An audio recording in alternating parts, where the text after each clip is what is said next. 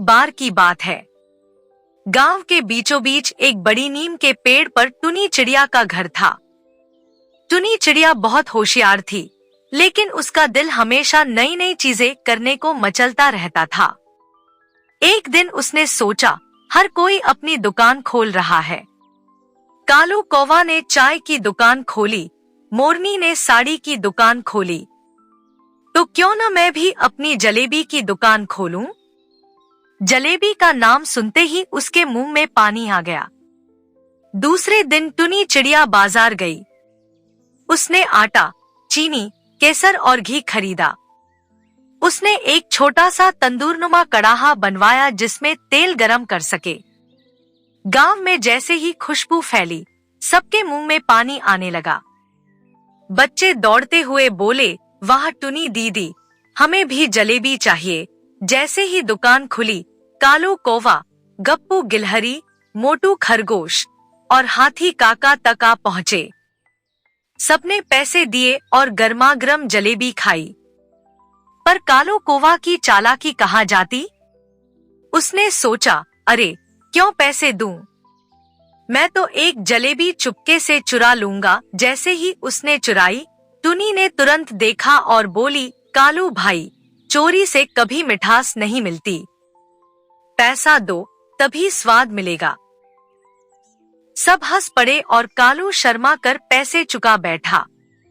अगले दिन जब दुकान खुली, अचानक तेज आंधी आई। आंधी से टुनी की कड़ाही गिर गई और सारा घी बह गया। टुनी बहुत दुखी हुई। अब मैं सबको जलेबी कैसे खिलाऊंगी?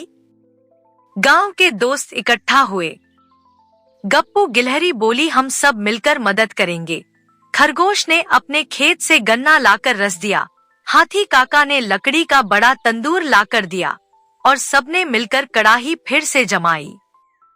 शाम को टुनी ने गर्मागर्म जलेबियां बनाई। इतनी मीठी और कुरकुरी जलेबियां पूरे गांव में किसी ने नहीं खाई थी। सबने मिलकर गीत गाए, ढोलक बजाए और नाच किया। टुनी ने सबको कहा, दोस्तों, जलेबी की असली मिठास तभी है जब हम उसे मिल बांट कर खाएं।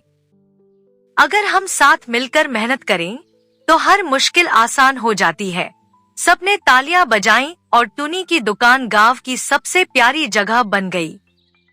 खुशबू सूंघते ही कालू कौवा आ पहुंचा।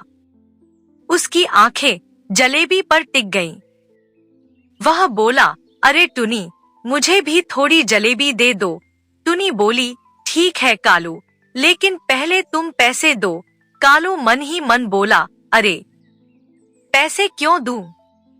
मैं तो उड़कर चुपके से जलेबी उठा लूंगा।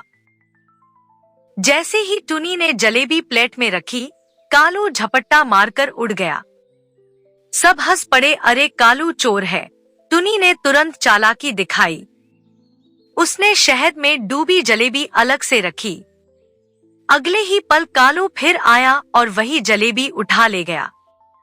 जैसे ही उसने उसे खाया, उसकी चोंच और पंख शहद से चिपक गए।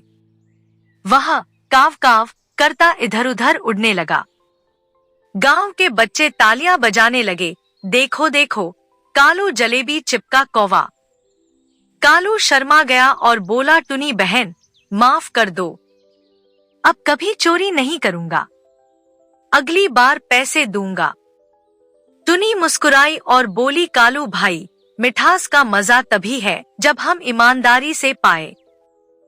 चोरी से मिली जलेबी कभी स्वादिष्ट नहीं लगती। फिर उसने कालू को साफ पानी से नहलाया और एक नई जलेबी दी। इस बार कालू ने पैसे दिए और मजे से खाया।